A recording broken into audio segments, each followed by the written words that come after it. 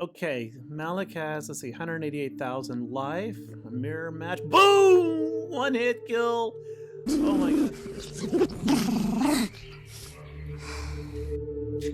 Hey everyone, welcome back. This is the Gerbil, and here's the timestamps. Again, they are below in the description. This is a pretty decent little GAC. My opponent has a pretty focused roster. He's about 5.5 million GP, which is about 1 million less than me. But he also has 2 GLs and a rocket Executor, which I almost beat with Rebels. It is a full clear, so I do beat his Executor. I left mine on defense. I'm hoping he can't beat it. And if so, I win. So, I've got a couple of lessons this time, kids. What are they? Well, let's see. Lesson number 1.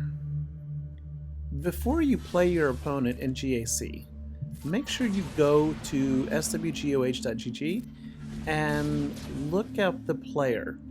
Now, I found sometimes it's really hard to look them up. I will search them. Maybe they have a very common name like Mole Eliza, which there seems to be a million of.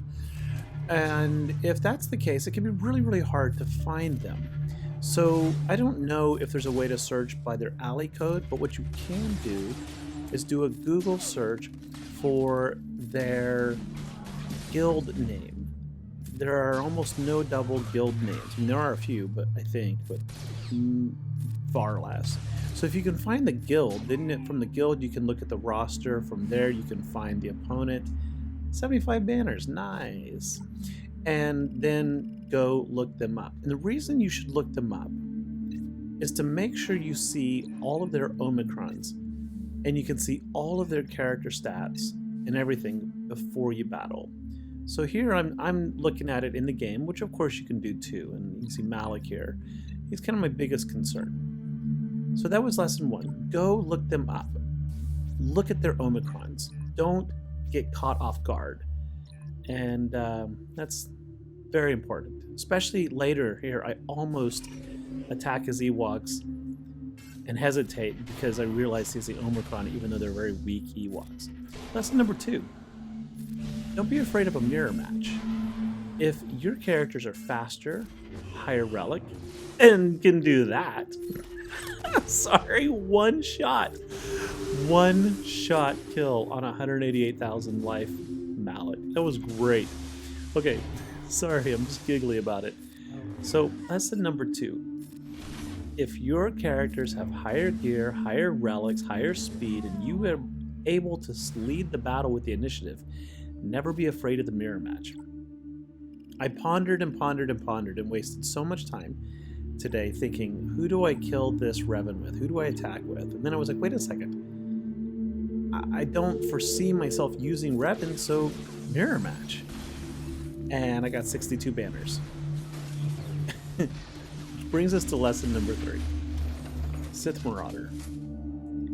I don't like talking about specific characters a whole lot. There's so many vids out there where you can see that, but I'm working towards Sith Eternal, the GL. I should have him in about 2 weeks, maybe 3 if things go really badly. And on the path, on this journey, I was required, of course, to get Sith Marauder. And I think relic him to 7. I don't remember. I'll see if I can look that up right now. It doesn't really matter though, but I had to do it to get Sith Eternal. And, you know, there's a lot of those kind of situations. You know, you're going for Rey, you need Rose Tico. Yeah. I actually liked Rose in the movies. I think it's kind of sad the way they had her researching instead of actually. Well, anyway, it's important to research, but what good is the research when you're researching at the same time everyone's going off to fight? I mean, shouldn't you research before you go off to fight? Yeah, whatever. So, where was I? Oh, right. Sith Marauder. So I was forced to farm Sith Marauder. Before I started this journey, my Sith Marauder was like level 1, like 5 stars or something. I had just absolutely neglected the character for good reason. And then I got him geared up, and I took that bad boy all the way up to Relic 7. Yep, looking at the game, it's required, Relic 7. And I thought, well, what the heck am I going to do with him? I guess I'll go ahead and put him in my Darth Revan squad, because I have nowhere else to put him. And surprisingly, he was good. He was very good. He just one-shotted a Relic 5 Malak for 190,000 damage. So what is the lesson? The lesson is, when you have a Relic 7 character, or when you're forced to get a Relic 7 character, find a place for them, whether or not you like them. Your personal feelings aside, don't matter if your objective is to win the battle. Now, we have to recall and remember that this is a game, and games should be exciting and enjoyable and fun. So if you don't like it, you're kind of, it's counterintuitive. So this comes back to the whole habituation video I did. Find your fun. And lately, my fun absolutely has been winning GAC, or many times losing, but the thrill of the match and the puzzle of finding all of the right counters to my opponents. And Sith Marauder has been a really, really nice addition to that. Alright, so here we are. This is the Ewoks, and this goes back to Lesson 1, SWGOH.GG. Look at your opponent, see what their Omegas are. Because this Ewok squad, they're going to lose handedly, because this is a Relic 5 nest, and they're all Gear 11 and below. But I really had to pause and think about this one, because that Chief Chirpa there has the OMICRON. And I got thinking about it, and I was like, actually, the OMICRON helps the Ewoks, or helps Nest, because they're going to have a 100% assist chance, which means that low gear Ewoks are coming in there. Could this team have won? Probably not. Is it possible that they daze and time out? Yes, it is. Unlikely. Very unlikely, but it could have. I never looked at the Logray potency. See, we got 68 banners. But it could have happened. So don't look at a low geared squad like that and see all those purple circles and think, oh, this is just going to be an easy wash. Make sure you know if they have those OMICRONs, because the OMICRONs, by CG's own wording, the OMICRONs are meant to raise a character to another tier, right? From, I don't remember what the tiers are, basically Marquise, Galactic Chase, Galactic Legend with a support, whatever. They have these different tier structures. And the OMICRONs are designed to raise them up, which means that Chief Chirpa is allowing his team to punch at a much, much higher value than he should in that situation. Of course, Relic 5 Nest is still going to wipe him.